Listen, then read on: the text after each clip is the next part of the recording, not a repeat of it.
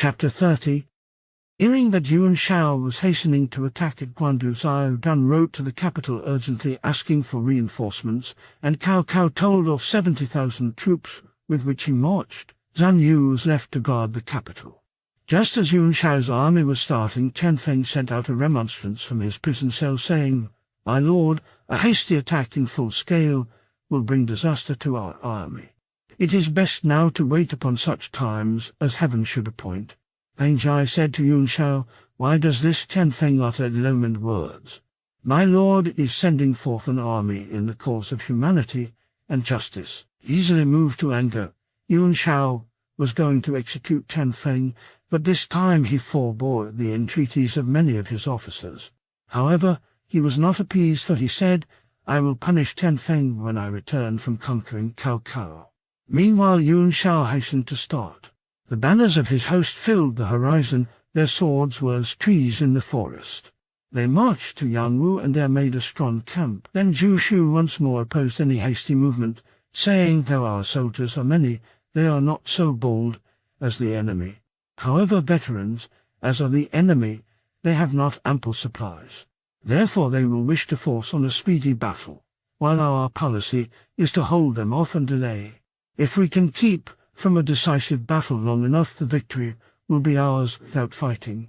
This advice did not appeal to Yuan Shao. Said he threateningly, "Chen Feng spoke discouraging words to my armies, and I will assuredly put him to death on my return. How dare you follow in the same way?" Yuan Shao summoned the lictors and sent away the adviser in chains, saying, "When I have overcome Cao Cao, then will I deal with you and Chen Feng together." The huge army was camped in 4 divisions, one toward each point of the compass. The camps were 30 miles in circuit. Scouts and spies were sent out to discover the strong and the weak points of the enemy. Cao Cao's army arrived and were smitten with fear when they heard of the strength of their enemy. The leader called together his council. "Then," said adviser Zuyu, "the enemy are many but not terrible. Ours is an army of veterans, every soldier of ours worth 10 of theirs. But our advantage lies in a speedy battle, for unhappily our stores are insufficient for a long campaign." "You speak to the point," said Cao Cao. "I think the same." Therefore Cao Cao issued orders to press noisily forward and force on a battle. Yuan Shao's soldiers took up the challenge, and the 2 sides were arrayed. On Yuan Shao's side, Shen Pei placed 10,000 of crossbowmen in ambush on the 2 wings, while 5,000 of archers held the center. The signal for general attack was a bomb, and the onset was to continue through 3 rolls of the drum. Yuan Shao wore a silver helmet and breastplate, and an embroidered robe held in by a jeweled belt. He took up his post in the center with his commanders Gao Lan, Zhang Hihanmeng, Chanu Qiong, and others ranged right and left. His banners and ensigns made a brave show. When Cao Cao's army center opened, and the banners moved aside, the chieftain appeared on horseback, with his staff of doughty leaders all fully armed, Zhu Chu, Zhen Liao, Zhu Huang Lai Dai, and others. Pointing with his whip at Yuan Shao, Cao Cao cried, in the presence of the emperor, "I pressed your claims to consideration, and obtained for you the title of Regent Marshal. Why do you now plan rebellion?" Yuan Shao replied, "You take the title of a minister of Han, but you are really a rebel against the house. Your crimes and evil deeds reach to the heavens, and you are worse than the usurper Wang Mang and the rebel Dong Zhuo. What are these slanderous words about rebellion that dare you address to me?" "I have a command to make you prisoner. I have the girdle decree to arrest rebels," replied Yuan Shao. Then Cao Cao became wrathful and bade Zhang Liao ride forth as his champion. From the other side rode Zhang He on a curveting steed. The 2 champions fought 40 or 50 bouts with no advantage to either. In his heart Cao Cao thought the contest amazing. Then Zhu Chu rolled up his sword and went to help.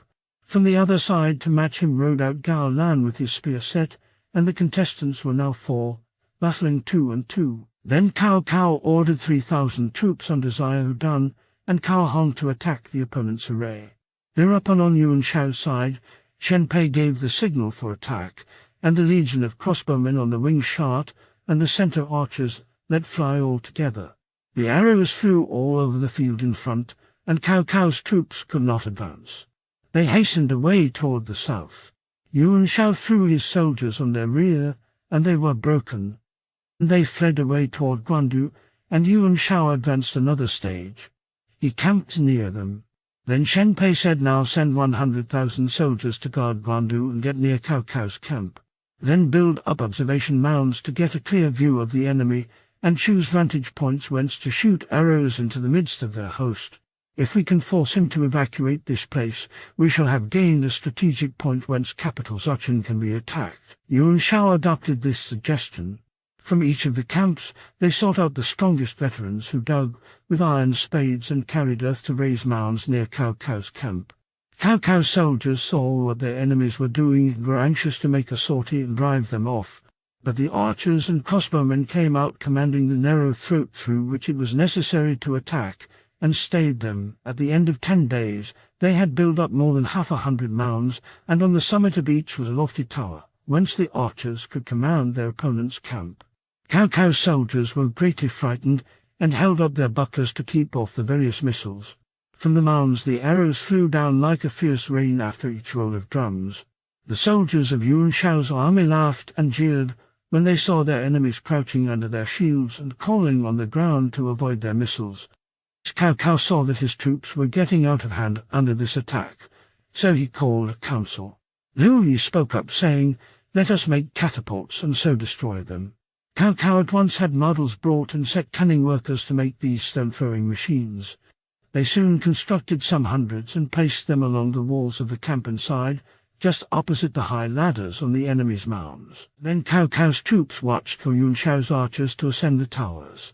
As soon as the archers began to shoot, all the catapults began to heave stone balls into the skies, and they wrought great havoc. There was no shelter from the falling stones, and enormous numbers of the archers were killed. Yuan Shao's troops called these machines rumblers, and after their appearance the archers dared not ascend the mounds to shoot. Then Shen Pei, the strategist, thought out another plan. He set troops to tunnel under the walls into the midst of Cao Cao's camp, and called this corps the sappers. Cao Cao's soldiers saw the enemy digging out pits behind the mounds, and told the chief, who at once sought a counter-plan from Liu Yi. "As Yuan Shao can no longer attack openly, he is attacking secretly and is tunneling a road underground into the midst of our camp," said Liu Yi. "But how to meet it? We can surround the camp with a deep moat which renders their tunnel useless." So a deep moat was dug as quickly as possible, and when the enemy sappers arrived there at Luo, their labor had been in vain and the sap was useless.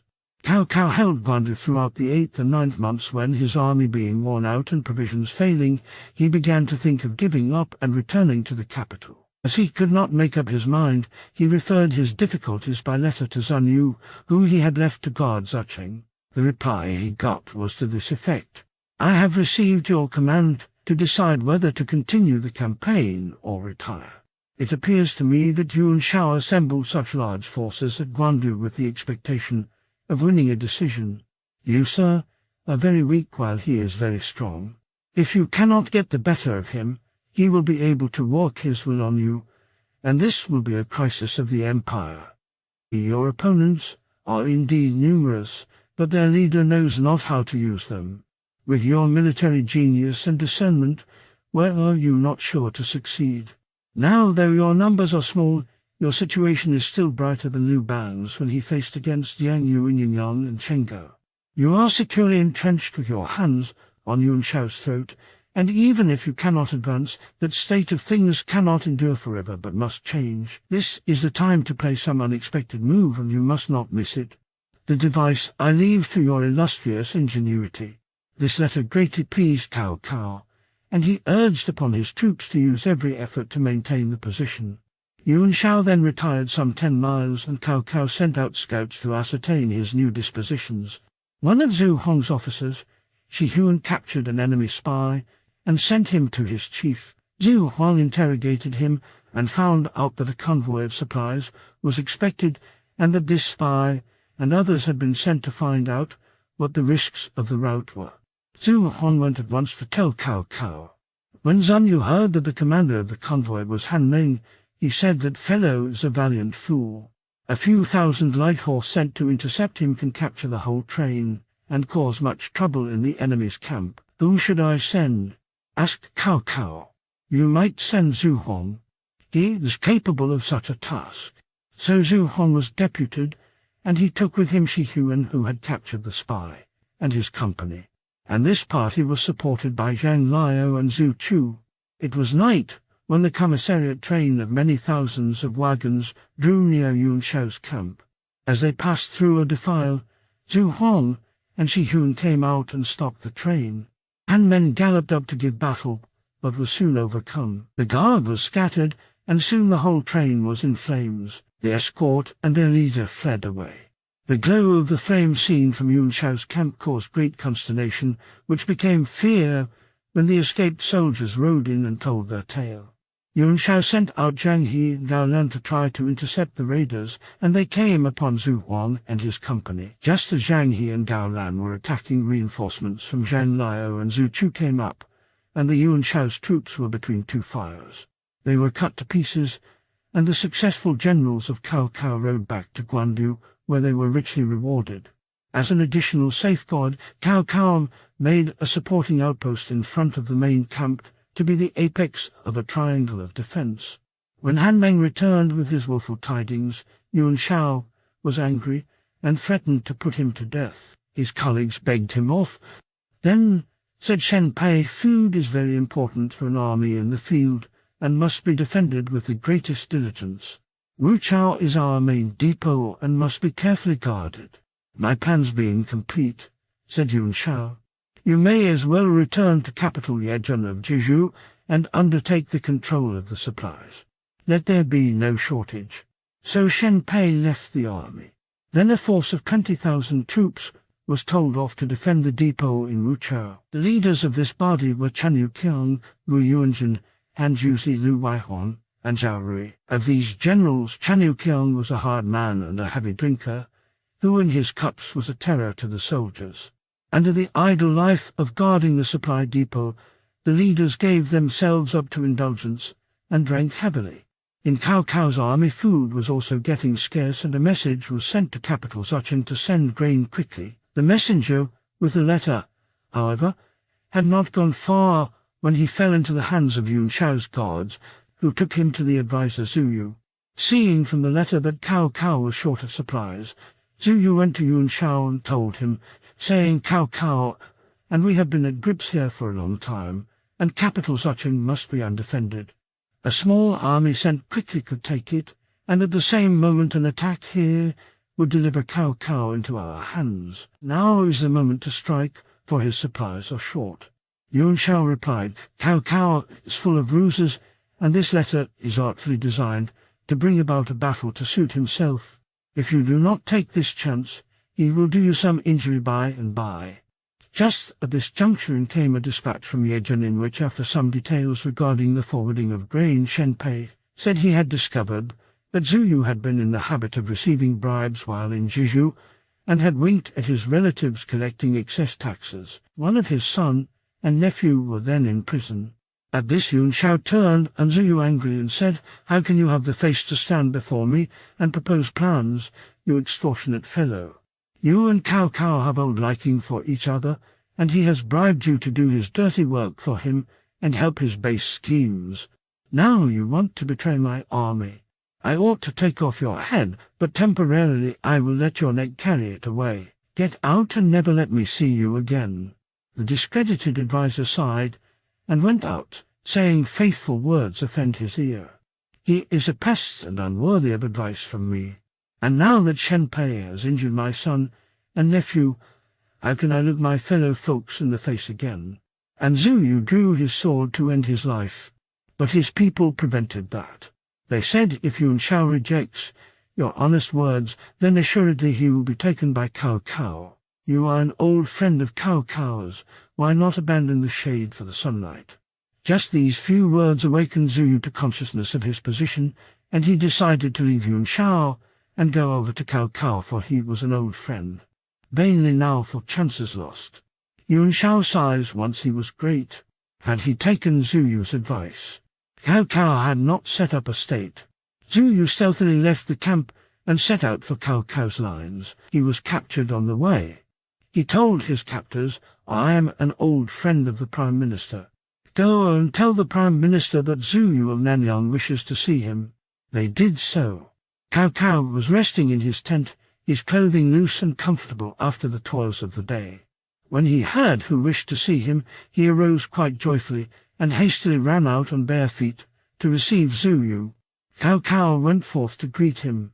They saw each other in the distance, and Cao Cao clapped his hands with gladness, bowing to the ground, when near enough to his visitor. Zuyu hastened to help him rise, saying, "Sir, you, a great minister, should not thus salute a simple civilian like me. But you are my old friend, and no name or office makes any difference to us," replied Cao Cao. "Having been unable to choose the lord I would serve, I bowed my head before Yuan Shao, wishing to support him sincerely. But he was deaf to my words and disregarded my plans. Wherefore I have left him, and come now to see my old friend from whom I hope employment. If you are willing to come, then have I indeed a helper," said Cao Cao. "I desire you to give me a scheme for the destruction of Yuan Shao." I counseled him to send a light force to take capital Zucheng, and at the same time attack here in full scale, so that head and tail be both attacked. Cao Cao was alarmed, saying, "If he does so, I am lost." "How much grain have you in store?"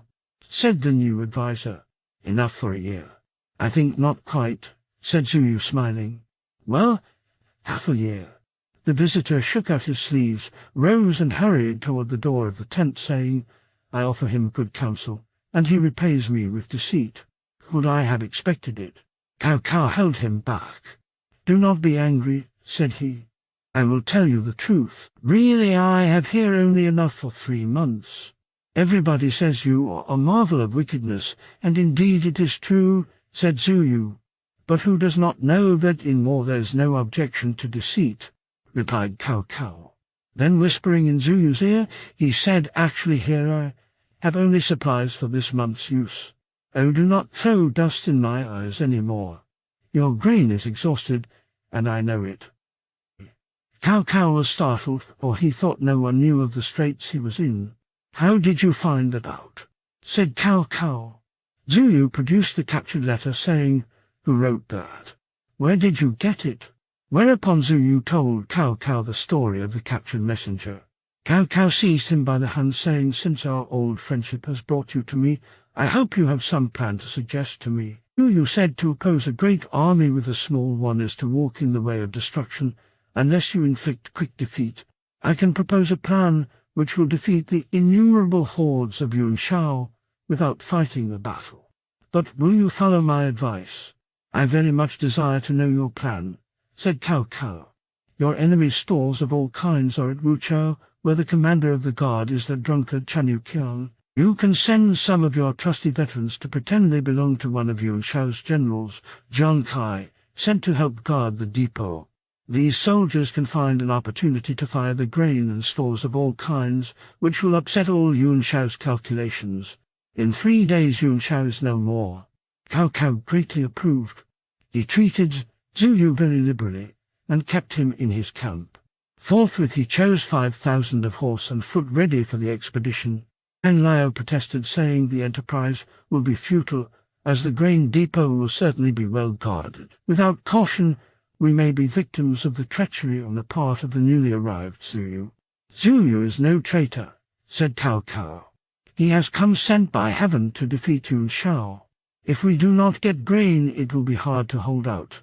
I have to either follow his advice or sit still and be hemmed in. If he were a traitor, he would hardly remain in my camp. Moreover, this raid has been my desire for a long time.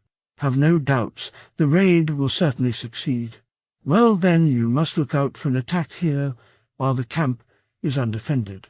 "That is already well provided for," said Cao Cao gleefully. The arrangements for the raid on the grain depot were made with extreme care to ensure success. Cao Cao assigned Zanyu Jiezu and Cao Hong to guard the main camp, together with Zuyu Xiao Dan and Xiao Yun to guard the left camp, Cao Ren and Lai Dan to guard the right camp. When all was ready, they set out, Cao Cao himself in the center, with Zhang Liao and Zhu Chu as van leaders and Zhu Hong and Yu Jin as rear guard. The army showed the ensigns of their opponents. The troops carried bundles of grass and faggots to make a blaze. The soldiers were gagged and the horses tied round the muzzle so as to prevent any noise. They set out at dusk. The night was fine, and the stars shone brightly. Zhu Shu, still a prisoner in Yuan Shao's camp, saw the stars were very brilliant, and told his jailers to conduct him out to the central pavilion whence he could study them. While watching he saw the planet Venus invade the quarter of the bear and Lyra, which startled him very greatly. "Some misfortune is near," said Zhu Shu. So although it was still night, he went to see his master. But Yuan Shao was sleeping after indulgence in too much wine, and was in bad humour. However, when they had roused him saying that the prisoner had a secret message to deliver, he got up. "While I happened to be studying the aspect of the heavens," said the night visitor, "I saw Venus, then between Hydra and Cancer, suddenly shoot into the neighbourhood of the bear and Lyra. There is danger of a robber raid, and special precautions must be taken at the grain depot. Lose no time in sending good soldiers and vigorous leaders thither, and keep a lookout on the byways among the hills, that you may escape the wiles of Cao Cao." "You are a criminal," said Yuan Shao. "How dare you come with such wild nonsense to upset my armies?" And turning to the jailers, Yuan Shao continued, "I bade you confine him. Why did you let him come?" Then he issued orders to put the jailers to death and appointed others to keep the prisoner in close custody. Zhu Shu went away, wiping his falling tears and sighing deeply. "Our soldiers' destruction is at hand, and I know not where our poor corpses may find a resting place." Blunt truth offended Yuan Shao. Too stupid any plan to make. His stores destroyed, this is evident. That Zhu also is at stake. Cao Cao's raiding party went along through the night. Passing one of Yuan Shao's outpost camps, they were challenged. Cao Cao sent forward a man to say, "Jiang Kai has orders to go to Wuchao to guard the grain stores." Seeing that the raiders marched under the ensigns of Yuan Shao, the guard had no suspicions and let them pass. At every post this ruse was effective, and they got safely through. They reached their objective at the end of the fourth watch, the straw, and were placed in position without loss of time, and the blaze started. Then Cao Cao's commanders beat to attack. At this time Chanu Qiang and his companions were all asleep after heavy drinking bout. However, when the alarm was given, they sprang up and asked what was the matter. The hubbub was indescribable. Very soon the fuddled officers were caught with hooks and hauled out of their camp. Yuan Shao's generals Gu Yuanjun and Zhao Rui were just returning from taking grain to the camp, and seeing the flames arise, they hastened to assist. Some of Cao Cao's soldiers ran to him, saying, "The enemy is coming up in the rear. Send reinforcements." But Cao Cao only replied, "Press on to the front till the enemy is actually close at hand, and then face about." So the attack was pressed on, and they all hastened forward. Very soon the fire gained strength, and thick smoke hung all around, filling the sky. When Gu Yuanjun and Zhao Rui drew near, Cao Cao turned about and attacked them. They could not stand this for a moment, and both generals were killed. Finally the stores of grain and forage were utterly destroyed. The commander, Chanu Qiang, was made prisoner and taken to Cao Cao, who ordered him to be deprived of ears, nose, and hands. He was bound on a horse and sent, thus horribly mutilated, to his master. From Yuan Shao's camp, the flames of the burning depot were seen away in the north, and they knew what they meant. Yuan Shao hastily summoned his officers to a council to send a rescue party. Zhang He offered to go with Gao Lan, but Zhou Tu said, "You may not go. It is certain that Cao Cao is there in person, wherefore his camp is undefended. He led loose our soldiers on the camp, and that will speedily bring Cao Cao back again. This is how Sun Bin besieged Wei and thereby rescued Zhao." But Zhang He said, "Not so. Cao Cao is too wily not to have fully prepared against a chance attack. If we attack his camp and fail, and Chanu Qiang should be caught, we shall all be captured too." "You, too," said Cao Cao, "will be too intent on the destruction of the grain to think of leaving the guard. I entreat you to attack his camp." So Yuan Shao sent 5,000 soldiers under Zhang He and Gao Lan to attack Cao Cao's camp, and he sent 10,000 with Jiang Kai to go to recover the grain store. Now after overcoming Chanukian, Cao Cao's troops dressed themselves in the armor and clothing of the defeated soldiers, and put out their emblems, thus posing as defeated force running back to their own headquarters. When they happened upon Jiang Kai's rescue body, they said they had been beaten at Wuchao and were retreating. So Cao Cao's troops were suffered to pass without molestation, while Jiang Kai hastened on. But soon Jiang Kai came to Zhang Liao and Zuyu, who cried out, "Stop!" And before Jiang Kai could make any opposition, Zhang Liao had cut him down. Soon his force were killed or dispersed, and the victors sent false messengers to Yuan Shao's camp to say that Jiang Kai had attacked and driven away the attackers of the granaries, so no more relief was sent that way. However, Yuan Shao sent reinforcements to Guandu. In due course, the Yuan Shao's force came down upon Cao Cao's camp at Guandu, and the defenders Ihudan, Cao Ren, and Cao Hong at once came out and fought them, and 3 sides so that they were worsted. By the time reinforcements arrived, Cao Cao's army, returning from the raid, had also come, and Yuan Shao's army were attacked in the rear, so they were quite surrounded. However, Zhang He and Gao Lan managed to force their way out and got away. When the remains of the defenders of the grain stores reached their master's camp, they were mustered. Seeing the mutilated state of their one-time leader, Yuan Shao asked how Chanukian had come to betray his trust and to suffer thus. The soldiers told their lord the general was intoxicated at the time of the attack. So Yuan Shao ordered Chanukian to be forthwith executed. Yu too, fearing lest Zhang He and Gao Lan would return and testify the whole truth, began to intrigue against them. First, Yu too went to his lord, saying, "Those 2, Zhang He and Gao Lan, were certainly very glad when your armies were defeated." "Why do you say this?" asked Yuan Shao. "Oh, they have long cherished a desire to go over to Cao Cao. So, when you sent them on the duty of destroying his camp, they did not do their best and so brought about this disaster." Yuan Shao accordingly sent to recall these 2 to be interrogated as to their faults. But Yu too sent a messenger in advance to warn them, as though in friendly guise, of the adverse fate that awaited them. So, when the orders reached them to return to answer for their faults, Gao Lan asked, "For what reason are we recalled?" "Indeed, I do not know," said the messenger. Gao Lan drew his sword and killed the messenger. Zhang He was astonished at this demonstration, but Gao Lan said, "Our lord has allowed someone to malign us and say we have been bought by Cao Cao. What is the sense in our sitting still and awaiting destruction?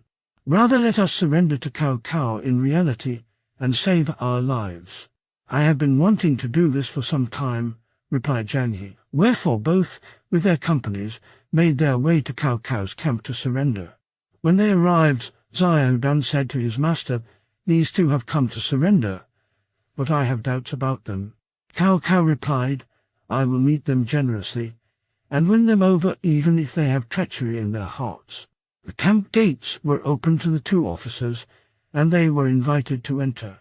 They laid down their weapons, removed their armor, and bowed to the ground before Cao Cao, who said if Yuan Shao had listened to you, he would not have suffered defeat. Now you 2 coming to surrender are likewise I leaving the falling house of Shang to go to Zhu and Han, then leaving Zhang Yu to go over to the rising house of Han. Cao Cao made them generals and conferred upon Zhang He the title of Lord of Duting and upon Gao Lan Lord of Donglai, which pleased them much. And so as Yuan Shao had formerly driven Sui his adviser, Zuyu, so now he had alienated 2 leaders and had lost his stores at Wuchao, and his army was depressed and downhearted. When Zuyu advised Cao Cao to attack Yuan Shao as promptly as he could, the 2 newly surrendered generals volunteered to lead the way. So Cao Cao sent Zhang He and Gao Lan to make a first attack on the camp, and they left in the night with 3,000 troops. The fighting went on confusedly all night, but stayed at dawn. Yuan Shao had lost half of his army. Then Zuyu suggested a plan to Cao Cao, saying, "Now is the moment to spread a report that an army will go to take Suenzhou and attack Yejun, and another to take Liang and intercept the enemy's retreat. Yuan Shao, when he hears of this, will be alarmed and tell of his troops to meet this new turn of affairs, and while he is making these new dispositions, we can have him at great disadvantage." Cao Cao adopted the suggestion, and care was taken that the report spread far around. It came to the ears of Yuan Shao's soldiers, and they repeated it in camp. Yuan Shao believed it and ordered his son Yuan Tan with 50,000 troops to rescue Ye Zhen, and General Zhen Ming with another 50,000 to go to Liang, and they marched away at once. Cao Cao heard that these armies had started, and at once dispatched troops in 8 divisions to make a simultaneous attack on the nearly empty camp. Yuan Shao's troops were too dispirited to fight, and gave way on all sides. Yuan Shao, without waiting to don his armor, went forth in simple dress, with an ordinary cap upon his head, and mounted his steed. His youngest son Yuan Shang followed him. 4 of the enemy generals Zhang Liao, Zhu Chu, Zhu Hong, and Yu Jin with their forces pressed in his rear, and Yuan Shao hastened across the river, abandoning all his documents and papers, baggage, treasure, and stores. Only 800 horsemen followed him over the stream. Cao Cao's troops followed hard, but could not come up with him. However, they captured all his impedimenta, and they slew some 80,000 of his army, so that the watercourses ran blood, and the drowned corpses could not be counted. It was a most complete victory for Cao Cao, and he made over all the spoil to the army. Among the papers of Yuan Shao was found a bundle of letters showing secret correspondence between him and many persons in the capital and army. Cao Cao's personal staff suggested that the names of those concerned should be abstracted and the persons arrested, but their lord said Yuan Shao was so strong that even I could not be sure of safety, how much less other people. So Cao Cao ordered the papers to be burned. Nothing more was said. Now when Yuan Shao's soldiers ran away, Zhu Shu, being a prisoner, could not get away and was captured. Taken before Cao Cao, who knew him, Zhu Shu cried aloud, "I will not surrender." Said Cao Cao, "Yuan Shao was foolish and neglected your advice. Why still cling to the path of delusion? Had I had you to help me, I should have been sure of the empire." Zhu Shu was well treated in the camp, but he stole a horse and tried to get away to Yuan Shao. This angered Cao Cao, who recaptured him and put him to death, which he met with brave composure. "I have slain a faithful and righteous man," then said Cao Cao sadly, and the victim was honorably buried at Guandu. His tomb bore the inscription, "This is the tomb of Zhu Shu, the loyal and virtuous."